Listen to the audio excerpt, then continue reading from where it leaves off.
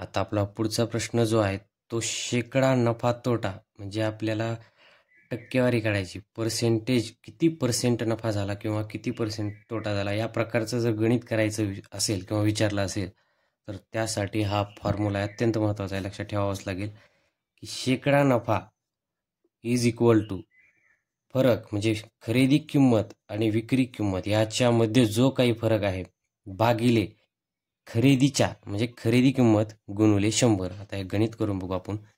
एका व्यापाऱ्याने एक पेन 75 रुपयाला खरेदी केला म्हणजे ही त्याची खरेदी किंमत आहे आणि 105 रुपयांना विकला तर त्याला किती टक्के नफा झाला.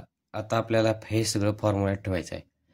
फरक किती आहे 75 म्हणजे 105 मायनस 75 फरक निघतो आपला 30चा. मग घ्यायचा आहे आपल्याला फरक भागिले खरेदीच्या म्हणजे 75 गुणिले 100. आता 75 ना आपण याला भाग देऊन बघू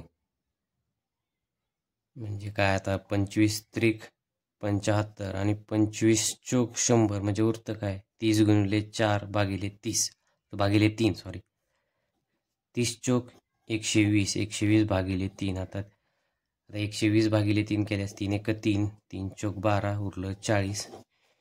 जो काही पर्सेंटेजमध्ये नफा झाला किती टक्के नफा झाला तर तो आहे 40% नफा झाला.